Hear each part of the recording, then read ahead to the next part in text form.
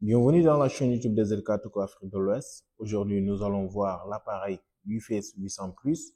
On va étudier ces options pour avoir une meilleure configuration dans vos projets. Et donc, sans plus tarder, on va commencer par l'option gestion d'utilisateur. Donc, cette option nous permet de créer un utilisateur. Nous allons créer d'abord un utilisateur qu'on va nommer Kanouté.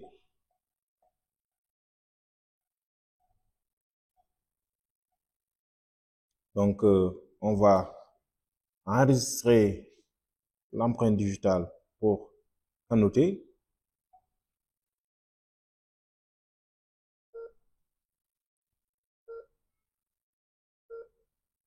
Donc, je vais rester encore. Bon, je vais prendre le doigt.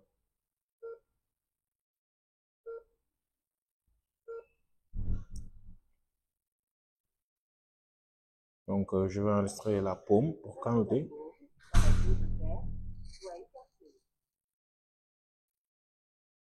Donc, je vais essayer de faire comme ça.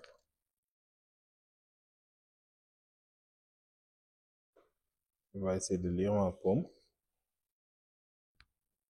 Bon, je vais essayer un peu de...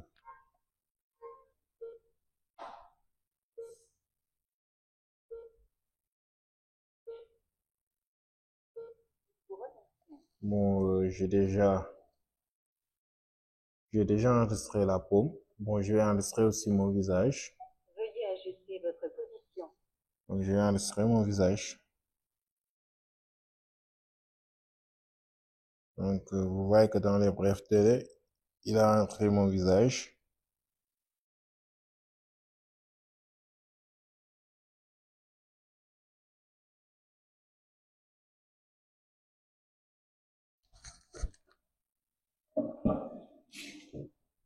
Donc, il a enregistré mon visage.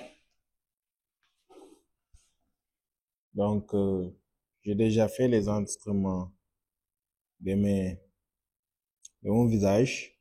Aussi, je peux enregistrer une carte, numéro de carte. Je n'ai juste qu'à qu'à glisser une carte et puis ça va enregistrer le numéro de carte. Je peux donner aussi mon mot de passe. Je vais donner 2. Et puis il me dit de ressaisir le mot de passe. Je mets 4. Et puis ça enregistre le mot de passe. Donc, je vais créer aussi un autre utilisateur. Je peux créer un autre utilisateur. J'ai déjà créé Kanouté. Je vais créer maintenant un nouvel utilisateur. Je vais créer un Cham.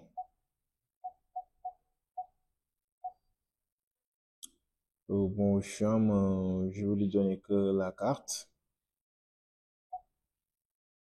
Cham, je vais lui donner que la carte. Numéro de carte, je vais lui donner que la carte, Cham. La carte est déjà inscrite, donc c'est pas possible. Donc, Cham, je vais prendre empreinte pour lui, pas de problème. Donc, je vais prendre l'empreinte. Ok, j'ai déjà pris Cham pour l'empreinte. Donc, qu'est-ce que maintenant je vais faire? Je vais voir liste des utilisateurs. Ça me permet de voir toutes les utilisateurs qui ont été inscrits. Donc, je vais prendre Kanouté comme super admin. Kanouté va être notre super admin. Et puis, donc, une fois créé un super admin, vous allez voir que maintenant, pour accéder au menu, il me demande un mode de vérification. Donc, je vais vérifier pour accéder au menu parce que je suis le super admin. D'accord. Maintenant, on peut voir à partir de là que afficher le style des listes, la ligne de style, afficher le style, en fait. Si vous voulez, vous le mettez en ligne simple ou bien en ligne multiple, ligne mixte. C'est-à-dire, si je le mets en ligne multiple, vous allez voir que la texture va changer. Donc,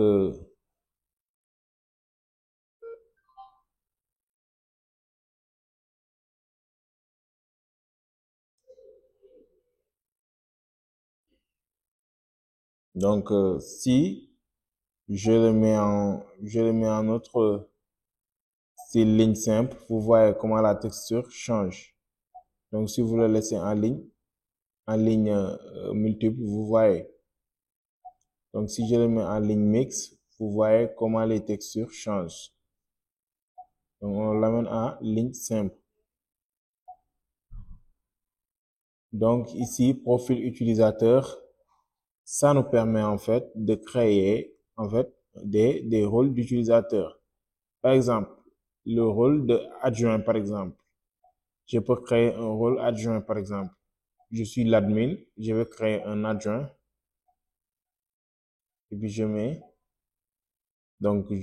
mets en actif. Donc l'adjoint, je vais lui définir des rôles d'utilisateur. Je vais dire que mon adjoint va avoir accès par exemple, mon adjoint va avoir accès au menu système et puis com. Donc, ce qui veut dire que je peux, à partir de là, cocher le com ou bien même dire que je vais lui donner aussi l'option contrôle d'accès. Donc, et puis, je l'ai activé. Je pars au niveau de liste des utilisateurs. Je le donne à Cham. Cham, il est user normal. Donc, on a déjà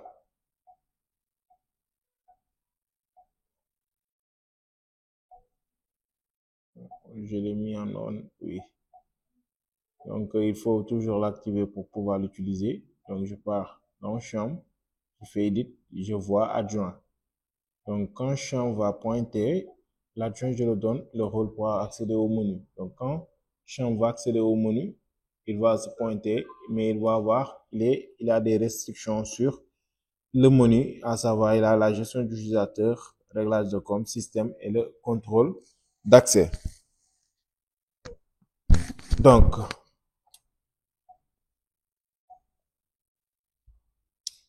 à partir de là, on peut voir le menu qui suit.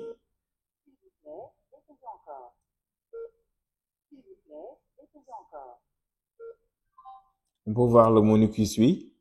C'est le menu, l'option réglage de com. Pour moi, qui est l'option le plus importante parce que c'est ça qui permet la communication entre l'appareil et le serveur. Donc, pour Ethernet, ça veut dire quoi? Ça veut dire, ça nous donne les informations sur l'Ethernet l'adressage de l'appareil. Donc, adresse IP de l'appareil, vous voyez que par défaut, l'adresse IP des appareils ZKTeco par défaut, c'est de 192.168.1.201. Maintenant, c'est à vous de le fixer et aussi l'adresse masque du sous-réseau en fonction de votre réseau local. Aussi le portail, c'est-à-dire le gateway, le passerelle, le Wi-Fi, donc 192.168.1.1. Le DNS, moi je choisis le 8.8.8.8. Donc le port TCP comme le port transfert contrôle protocole. Donc transmission contrôle protocole c'est TCP. Donc c'est le 4310 par défaut. Donc si vous le laissez à DHCP, donc le DHCP va donner des adresses IP qui vont changer tout le temps. Donc, vous ne pourrez ni fixer, ni changer. C'est le DHCP qui s'en occupe. Donc, vous le décochez. Donc, l'affichage dans la barre d'état, vous le mettez en non. Donc, le DHCP, on le décoche. Donc, connexion PC, ça permet en fait de régler l'heure. Bon, si l'appareil n'est pas synchronisé avec le logiciel, donc déjà on n'utilise que l'appareil sans serveur. Donc, ce qui veut dire que le com clé là, c'est pour, en fait, c'est le time zone du pays dans lequel vous êtes. C'est notre time zone, c'est 0, Sénégal. Donc, ID périphérique, vous le mettez à 1, c'est le périphérique ID. Donc, ça va régler le temps de votre appareil. Et puis, vous mettez un reset. Parce que des fois, ça peut vous arriver que vous achetez un appareil ZK. Donc, vous réglez le temps, mais quand vous réglez l'heure, dans 2 minutes ou bien 1 minute, l'heure devient anormale encore. Donc, il faut régler euh, le time zone de votre pays au niveau du com clé, ce qui est égal à time zone, et puis time zone 0 pour Sénégal, et puis l'ID du périphérie.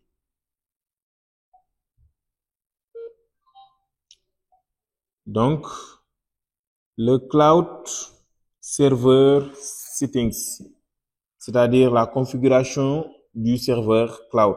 Donc, ça vous permet de faire quoi en réalité? Le mode de serveur, c'est ADMS, c'est le type de serveur utilisé pour héberger. Donc, activez le nom de domaine. Bon, si vous avez un nom de domaine, vous pouvez l'activer, vous allez l'utiliser. Donc, actuellement, c'est un mode désactivé. Donc, adresse du serveur. Bon, c'est tout le temps, il faut, pour qu'il y ait communication entre l'appareil et le serveur, il faut qu'il soit d'abord sous le même réseau d'abord. Et puis que vous mettez l'adresse du serveur au niveau de l'option là, adresse serveur. Donc, l'adresse de votre ordinateur, quand vous faites la commande CMD, vous allez voir votre adresse IP. Vous allez mettre ici sur le serveur. Maintenant, le port du serveur, c'est 80. Donc, port proxy, paramètre de proxy, du port proxy, vous n'avez pas besoin de l'activer. Donc, paramètre du port proxy, vous n'avez pas besoin de l'activer. Vous le laissez là-bas. Si je l'active, vous allez voir le mode HTTP aussi. Et puis, IP server proxy, vous allez le donner IP server proxy, et puis le IP du proxy. Donc, ça va en fait, ça n'a pas trop d'importance pour les configurations. Donc, si vous avez des Wigan, sorties Wigan, des sorties Wigan et puis des lecteurs, c'est-à-dire oui, avec le protocole Wigan, donc vous allez le connecter et puis vous pouvez voir ici les formats de cartes Wigan qu'on a. Donc, vous voyez que ça, le Wigan input, c'est 26 bits, vous voyez, c'est 26A. 26 nos cartes Wigan avec le numéro de carte qui est déduit automatiquement. Donc, vous allez voir ici les formats Wigan. Vous voyez, on a des Wigan 26, 34, et puis 37, 50 et 36. Donc, les bits Wigan, vous pouvez voir, c'est désactivé. Échec ID, ça sont des configurations sur les paramètres Wigan quand vous avez des lecteurs Wigan connectés. Code de suite, largeur d'impulsion, intervalle. Donc, et puis le type ID. Par exemple, si vous avez une carte, ou bien si vous avez un lecteur branché lecteur connecté sur le UFS 800+, vous pouvez mettre le type d'ID est égal à numéro de carte.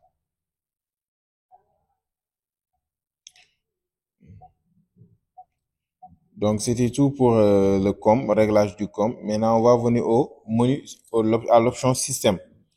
Bon, l'option système, c'est comme vous le savez, système, tout ce qui est système. Dans les iPhones portables, Android, le système permet de faire des réglages comme la date, le format de la date, l'heure, format réglage de la date, l'heure, et puis l'heure d'été, comme dans vos portables. Ici, le système au niveau du mode présence, caméra. Si vous voulez prendre de caméra photo, pas de photo pour photo, paire photo, pas sauf. Donc, si vous voulez prendre des photos lors de votre pointage, affichez la photo d'utilisateur ID alphanumérique. Donc, les alertes de présence. Donc, vous voyez, ça, on peut mettre c'est-à-dire le duplicate punch présence, si vous le mettez à aucun, donc ce qui veut dire que si vous le mettez à 1, c'est-à-dire ça va prendre quelques secondes quand vous punchez. Par exemple, si je punch, bon, j'ai activé le code de travail. Code de travail, donc c'est ça que je vais désactiver d'abord.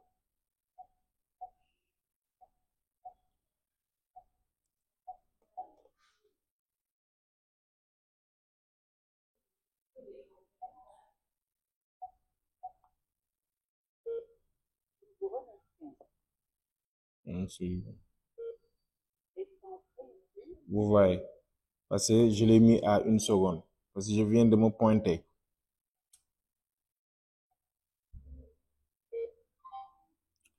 Donc, j'étais au menu présent, à l'option présence, donc duplicate punch présence. Donc, si je vous le mettez à 1 seconde, donc vous ne pouvez pas pointer 2 fois simultanément. Donc, c'est ça. Donc, visage, c'est pour permettre de configurer la lecture du device, de l'appareil. C'est-à-dire, aujourd'hui, je peux dire que quand les gens sont trop près, que l'appareil la lecture soit faible, par exemple, régler le seuil de concordance, le seuil de lecture de l'exposition, de la qualité de lecture de l'appareil, par exemple à 70%, par exemple, qui lit très bien, par exemple, même si tu es, par exemple, à tant de mètres, 300 mètres, le seuil d'inscription des visages. Donc, vous pouvez inscrire, vous pouvez voir l'empreinte digitale aussi, le seuil de concordance, c'est-à-dire la capacité de l'appareil à lire, par exemple, votre empreinte digitale, sensibilité du capteur. Déjà, ici, on voit que c'est faible, vous pouvez le mettre à moyenne, vous pouvez à high. Donc, ça va avoir une perfection de lire les empreintes digitales des individus. L'option de paume aussi, c'est de reconnaissance de la paume. Vous pouvez l'ajouter comme vous pouvez le diminuer. C'est à vous de voir. Donc ici, c'est pour le reset. Si vous voulez faire le reset de l'appareil. La mise à jour avec un clé USB. Si vous avez un firmware que vous voulez mettre à jour, donc vous avez la clé USB, vous pouvez le mettre là-bas et puis vous allez le mettre à jour. Donc, personnaliser. Donc, l'option personnaliser, c'est, bon, comme vous l'entendez, personnaliser, c'est-à-dire faire votre choix et personnaliser les choses à votre niveau, ce que vous aimez. Donc, interface d'utilisateur, c'est-à-dire, vous voulez, par exemple, un fond d'écran de base. Nous, on a un seul fond d'écran ici. Donc, l'option fond d'écran, on utilise ça déjà. Vous pouvez avoir, bon, il y a deux même. On peut prendre ça. Donc, langue, il y a anglais et français. Vous pouvez le mettre en anglais ou bien en français. L'appareil sera en anglais ou bien en français. Donc, verrouillage de clés d'alimentation. Donc, ça, vous n'avez pas besoin de l'activer. Menu veille de l'écran. Pour que l'écran part en veille, c'est 60 secondes, 1 minute. Temps d'inactivité du diaporama, intervalle de diaporama. Donc, principal style d'écran, on a pris le 1. Donc, bon, on l'a déjà fait. La voix. Donc, le message vocal, vous pouvez voir pour que les messages vocaux soient en actif, pour que l'appareil puisse parler s'il y a, par exemple, un excès de temps, si tu n'es pas dans tes règles normales de pointage, ou bien, par exemple, si tu pointes pas à tes heures normales, l'appareil te dit que tu n'es pas enregistré à cette heure-là. Donc, le volume, vous pouvez l'ajouter ou bien vous le diminuer. Il faut l'ajouter ou bien le diminuer. Donc,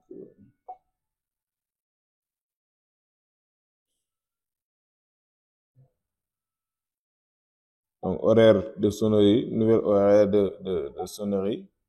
En fait, durée de la sonnerie, si voulez-vous l'activer, statut sonnerie pour l'alarme.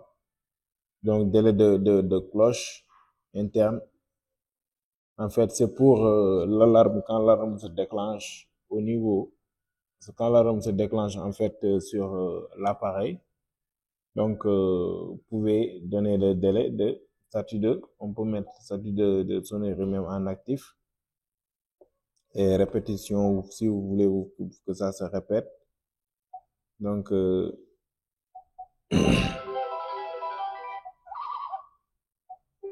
ça c'est l'alarme de l'appareil en fait.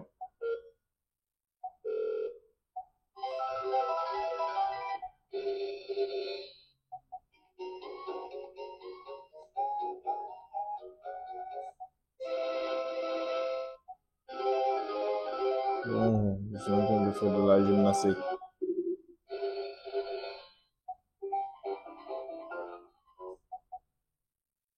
Donc, tout horaire de toutes les sonneries. Bon, je peux mettre répéter je peux mettre du lundi au vendredi, mardi, mercredi.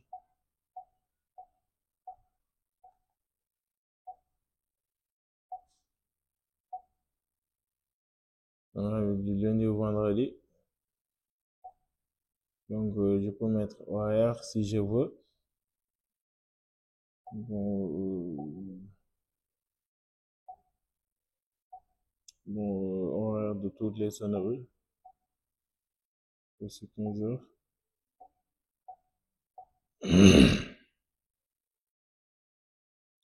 Donc, gestion des états stand, mode fixe. Si je veux, par exemple, que les pointages soient de manière manuelle, je peux les régler. C'est-à-dire pour que ça soit en check-in ou bien en check-out, en mode enregistrement ou bien en mode check-out, quoi. Le mode de pointage. Bon, c'est vous pouvez utiliser utilisateur défini, mode manuel, automatique, mode manuel fixe. Je mets en automatique, non, automatique, état de pointage. Je veux que les états de pointage soient requis. Donc, je peux prendre le mode manuel automatique, mode manuel fixe. Ok, là, je regarde. Bon, c'est bienvenu. Bienvenue jusqu'à présent. Bon, il faut que je le règle à check-in. S'il vous plaît, essayez encore. C'est comme ça, comme c'est un appareil, S'il vous plaît, il faut toujours prendre le temps de faire des réglages, toujours tester. Et puis, je suis à personnalisation.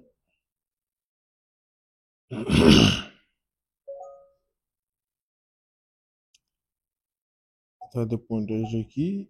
Bon, je le mets en mode automatique, manuel. Ça donne quoi?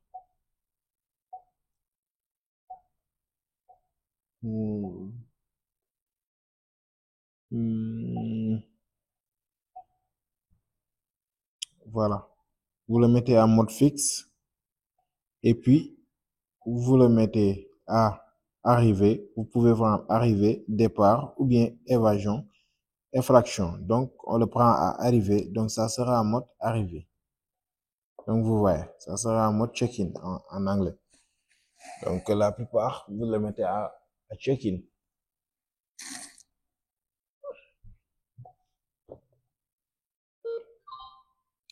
Donc, après ça, on a déjà terminé la touche personnalisation. Donc, vous pouvez le mettre en raccourci si vous voyez. Donc, on va, sans plus tarder, faire l'option gestion de données. Gestion de données, c'est-à-dire supprimer soit les données, vous pouvez supprimer les données, supprimer les données de partition, les données de liste blocage, les données, toutes les données, vous pouvez les supprimer et vous allez perdre toutes vos données. Si vous voulez que l'appareil devienne comme neuf, vous pouvez supprimer toutes les données, supprimer le rôle d'admin, supprimer le contrôle d'accès, éliminer le screensaver, wallpaper, vous pouvez supprimer tout ce que vous voulez. sauvegarder des données à travers une clé USB. Vous pouvez mettre une clé USB. Nos appareils ont un port USB ici à côté. Donc, vous pouvez voir que vous pouvez mettre une clé USB et vous pouvez mettre les données, restaurer des données à travers d'une clé USB à l'appareil. Donc, pour l'option contrôle d'accès, je vais terminer par l'option contrôle d'accès. Donc, ça, c'est la gestion de, de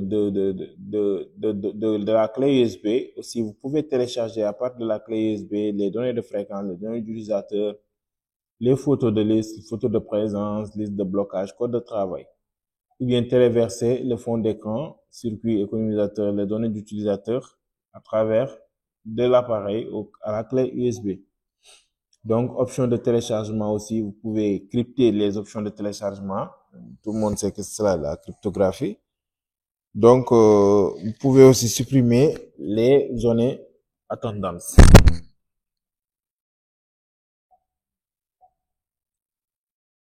Donc, recherche de présence, c'est-à-dire registrer les présences. Vous pouvez chercher, par exemple, un nom, un ID, par exemple, de Kanouté. Il va rechercher ces données de présence. Pas de données de présence parce que je me suis pas pointé. Donc, d'hier, je me suis pas pointé pour hier. Donc, je peux mettre pour aujourd'hui, je peux voir. Pour aujourd'hui, voir. Bon, vous avez vu que je me suis pointé, nombre de fois enregistrement à 15 heures. Vous avez vu, 27. Donc, photo de présence aussi, vous pouvez regarder s'il y en a. Il y a aucune photo de présence, photo de blocage, tendance aussi. Bien. Bon, message court. Message court, je peux avoir des messages qui sera visualisé au niveau de l'appareil. Donc, pour ce faire, vous pouvez voir que je vais essayer d'écrire un message qui va être visible au niveau de l'appareil. Donc, regardez les conditions de travail de cette dernière. Donc, je peux mettre un petit bonjour. Bonjour. Mettre un petit bonjour. J'essaie d'ajuster l'écran pour avoir une meilleure visualisation. Bon, pour que ça se visualise quand? Aujourd'hui. Je peux le mettre à 15h31. Donc, temps d'écoulement, ça sera actif pour 60 secondes. Ça veut dire 60 minutes, ça veut dire une heure. Donc, type de message ébauche, je peux mettre, ça peut être en draft, ou bien en public, ou bien personnel. Bon, je veux pour un message public. Donc, vous allez le voir, le bonjour qui va s'afficher sur l'écran. Donc, on va voir comment maintenant envoyer un message privé. Donc, par exemple, pour écrire un message privé, vous allez faire comme ça, message. Par exemple, vous allez écrire Kanouté bonjour. Bonjour, par exemple, hello. Hello, Kanouté. OK. Je confirme. Maintenant, c'est un message personnel. Destinataire, c'est quelle personne? C'est Cham. Bon, c'est Cham. Et puis, je vais confirmer. OK. C'est Cham. Donc, quand Cham va se pointer, bon, Cham, c'était...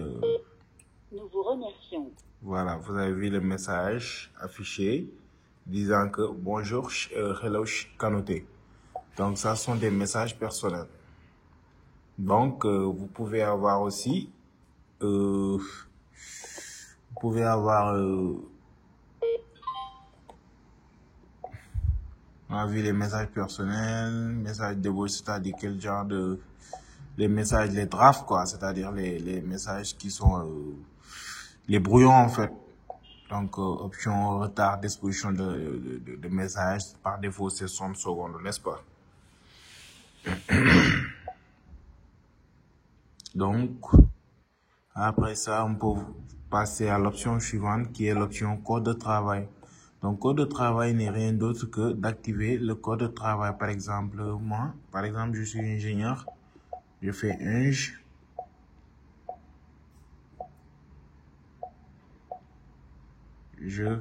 j'active ingénieur, code de travail doit être défini. Bon, je définis code de travail obligatoire. Bon, je le mets entrée à l'écran en veille. Si je veux, je le mets en 5 minutes, 4 minutes indéfini. OK.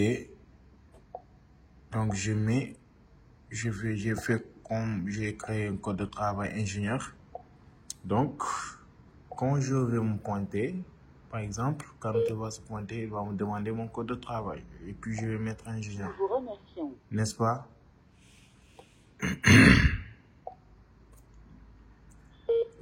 Donc, après ça, il y a l'autotest. L'autotest n'est rien d'autre que tout ce qui nous permet de tester nos empreintes, nos faces, et puis tester tout. Si vous voulez tester tout, c'est un par un. Donc, toucher l'écran, de toucher l'écran. Pour regarder, on continue un par un.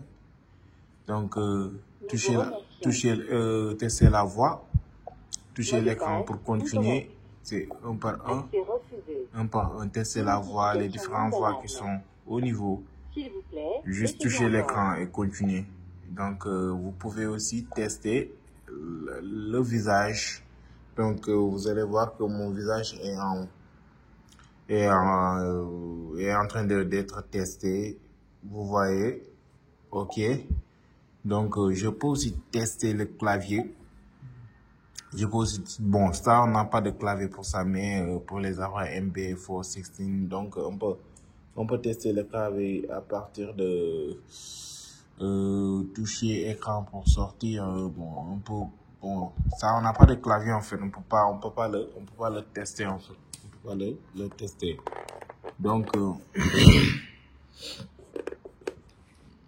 Donc ça, on peut pas le tester en fait. Donc, on peut tester les empreintes digitales. Donc, vous allez voir que la capacité de lecture de l'appareil pour les empreintes digitales. Donc, vous pouvez tester ça. C'est pour juste tester l'horloge, test de visage. C'est ça en fait. Donc, vous allez voir système information qui nous permet de savoir les informations sur le système. OK, donc vous pouvez voir la capacité de l'appareil sur les utilisateurs. Donc, il peut prendre 10 000 utilisateurs. On en a déjà ajouté 2. Administrateur, utilisateur, on en a déjà 2, un adjoint et un super admin. Mot de passe, on en a créé un mot de passe du moins. Empreinte digitale, vous pouvez voir qu'on en a créé, il peut prendre 4000 empreintes digitales, visage, 3000, paume, 3000.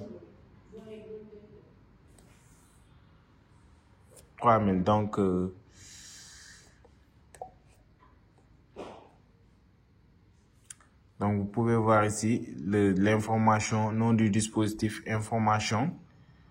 Donc ça, ce sont les informations sur le dispositif. Donc si on vous demande les informations, numéro de série, vous pouvez venir ici et puis prendre le numéro de série.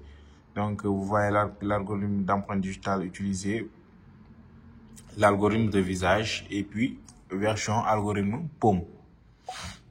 Donc, information du firmware, vous pouvez voir l'information du firmware, le ZM, ZWM 720, bioservice, push standalone service. Donc, c'est ça. Donc, après avoir vu tout ça, on peut passer maintenant à l'option Access Control. Access Control. Donc, option de contrôle d'accès. Ça, c'est pour, parce que c'est un appareil UFS 800+, pouvant faire, après des gestions de présence, mais pouvant faire un contrôle d'accès basique. N'est-ce pas? Donc, il y a l'option de contrôle d'accès. Donc, vous pouvez le voir. Donc, ça nous montre le retard de serrure de porte. Donc, quand vous ouvrez quand vous badgez jusqu'à la porte s'ouvre, donc ça va prendre 10 secondes pour que la porte se referme carrément. Donc, ce sont les retards en fait, les délais, en fait. Donc, retard de capteurs de porte, les capteurs de porte qui se trouvent au niveau des câblages au niveau des câblages derrière au niveau de l'appareil, quoi. Derrière, on peut faire des câblages avec une ventouche. Donc, c'est ce type de senseur de porte Ocon. On en a pris Ocon. Donc, vous pouvez fermer normalement ou bien ouvrir normalement. Nous, on peut prendre même fermer normalement. Donc, normally close en anglais. Donc, on peut avoir le retard de l'alarme. Donc, quand l'alarme déclenche, vous pouvez prendre le retard à 30 secondes ou bien c'est à vous de voir. Donc, temps de tentation pour l'alarme aussi. Vous pouvez voir. Donc, c'est à vous de voir le temps que l'alarme va prendre pour sonner ou bien l'alarme quand il sonne, combien de temps l'alarme va se taire. Donc, période de fermeture normalement. Restauration à accès. Donc, vous pouvez voir ici les périodes de fermeture, période d'ouverture normalement aucun. J'ai valide. Donc, ça sont les calendriers. Donc, aujourd'hui, nous sommes jeudi. Donc, on peut ajouter les calendriers pour permettre aux gens d'accéder à la porte. Donc, vous pouvez voir que les gens qui sont dans ce calendrier vont pouvoir accéder à la porte. Donc, 24 heures sur 24. Donc, on va faire par exemple, aujourd'hui, il est déjà quelle heure même? Il est 15h16. Donc, on va faire, la personne va accéder, par exemple, pour 15h17, par exemple. Jeudi.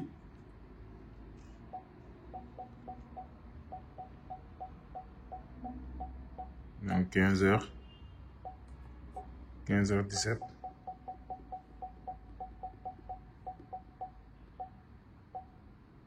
On va pouvoir entrer à 15h20, par exemple. C'est à 15h20 qu'il va accéder à la porte. Donc, je vais créer un autre temps vous allez mettre juste 2 et puis créer un autre horaire.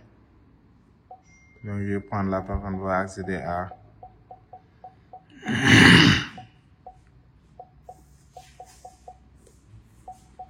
la personne va accéder à 15h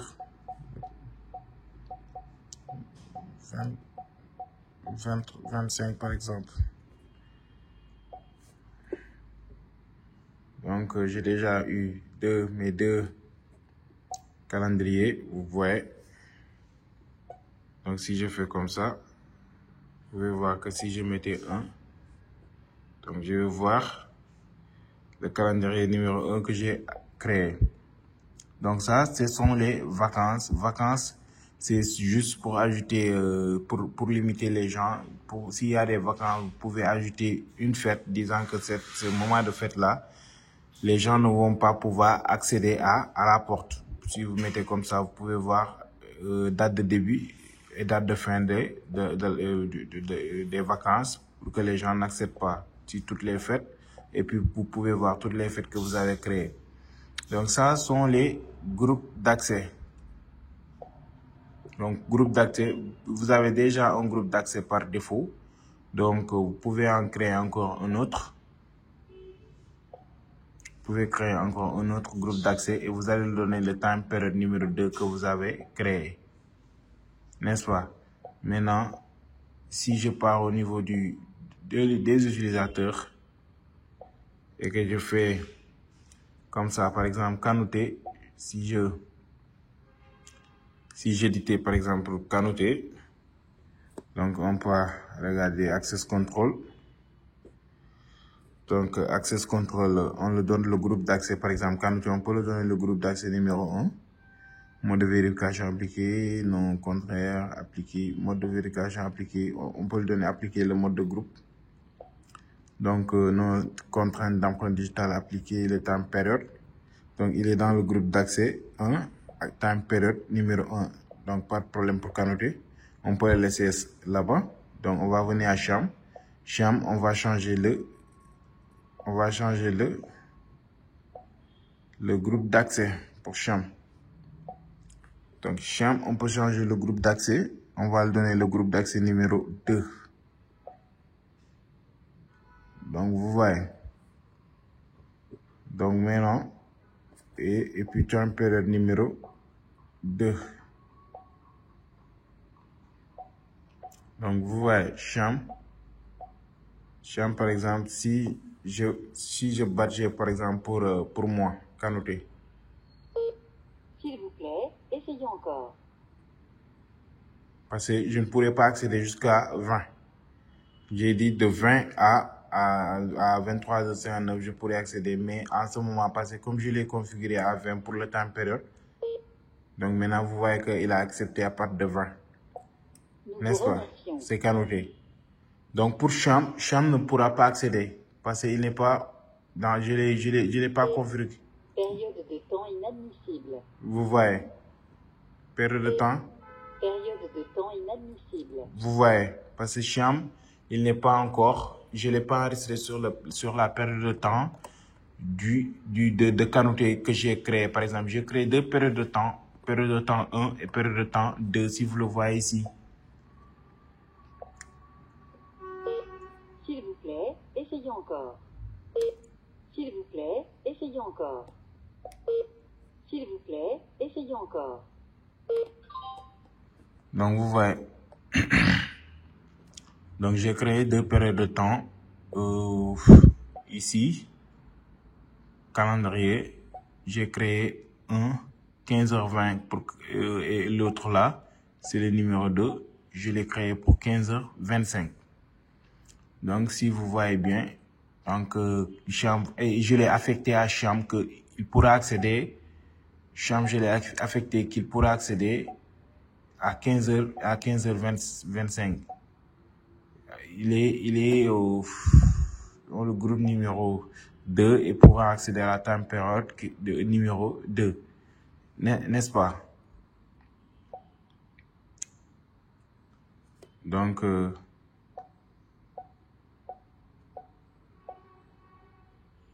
bon, je vais le mettre même à 25, c'est trop.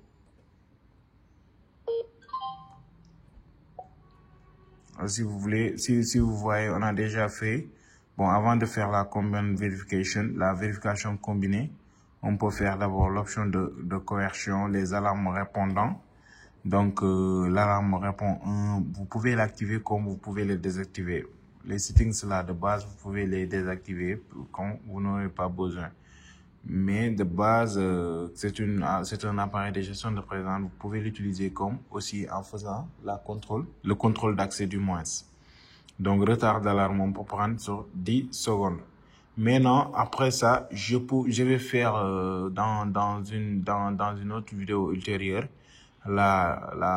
comment faire la connexion avec la ventouche et puis comment faire la connexion avec la ventouche, mais aussi faire des cas pratiques sur la connexion de la serrure et de l'appareil pour qu'il fasse le contrôle d'accès. Donc ici, vous pouvez voir, bon, il est déjà, bon, je vais faire contrôle d'accès, vérification comme contrôle d'accès calendrier. Bon, calendrier numéro 2. Donc je le mets à 24, ok. Ok. Maintenant, comme il est à 24, je vais badger Cham. Vous allez voir que Combinaison inadmissible. Combinaison inadmissible. Combinaison inadmissible. Nous vous remercions. S'il vous plaît, essayez encore.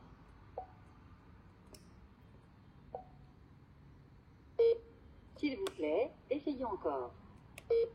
S'il vous plaît, essayez encore. Ok. Combinaison inadmissible. Hicham, il est dans le groupe d'accès. Donc, normalement, Hicham, si je badge. Combinaison inadmissible. Utilisateur 2. Combinaison inadmissible. Impossible de le vérifier. Pourquoi? Je vais voir la prochaine.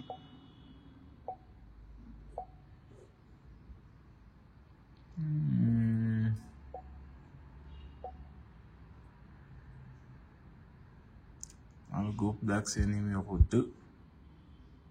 Température numéro 2. Je le mets en 1. Dans le groupe numéro 1. Température numéro 1. Déjà, la combinaison est inadmissible. Donc, vous voyez que ça va. Donc, si je le remettais, par exemple, au groupe d'accès numéro 2. S'il vous plaît, essayez encore. Bon, je vais le remettre au groupe d'accès numéro 2. Et puis, on va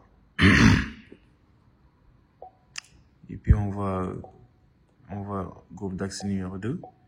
Ok. Donc, qu'est-ce qu'on va faire? Je vais aller au niveau 2.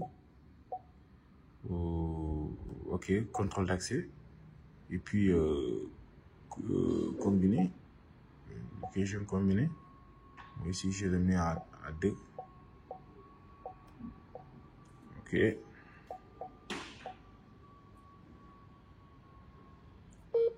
S'il vous plaît, essayez encore. Bon, pour Hicham, maintenant, ça va. Parce que c'est la combinaison qu'on n'avait pas réglée. On devait mettre la vérification combinée à 2. Donc, si je le mettais comme ça, vous allez voir que ça va ouvrir pour Hicham. Nous vous remercions. Ok. Maintenant, on va voir la vérification combinée. La vérification combinée. L'option de vérification combinée. Donc, ici, je peux le mettre. Ici aussi, il sera groupe numéro 1 et groupe numéro 1. Ok. Et groupe numéro 2. D'accord. Donc, il va me demander de... Donc, il me demande la vérification combinée. Ok. Estampe réussie, merci. Vous voyez. Donc, c'est en quelque sorte ça parce que, en fait, c'est un mode de contrôle d'accès aussi. C'est un mode de contrôle sécurité avancé disant qu'aujourd'hui, on va permettre on va dire aux gens de faire une vérification combinée. Ça va permettre aujourd'hui par exemple, à une société de dire si j'en ai pas, là, donc Paul ne pourra pas ouvrir la porte. Donc, il faut que Paul et Jean badge, par exemple, de manière, par exemple, il faut que Paul badge d'abord et que Jean, à la suite, lui, il badge de manière, dans le même délai pour que la porte s'ouvre. Par exemple, Paul va badger 1 seconde, 2 secondes après, Jean aussi va badger pour que la porte s'ouvre. Sinon, si Paul seulement badge ou bien si Jean seulement badge, la porte ne va pas s'ouvrir. Mais pour cela, il faut qu'il soit d'abord il faut qu'il soit d'abord dans le même groupe. Donc, c'est ça, en quelque sorte, la vérification combinée. Merci. Et donc, je vais faire une autre vidéo pour montrer les cas pratiques avec la ventouche. Merci et à très bientôt.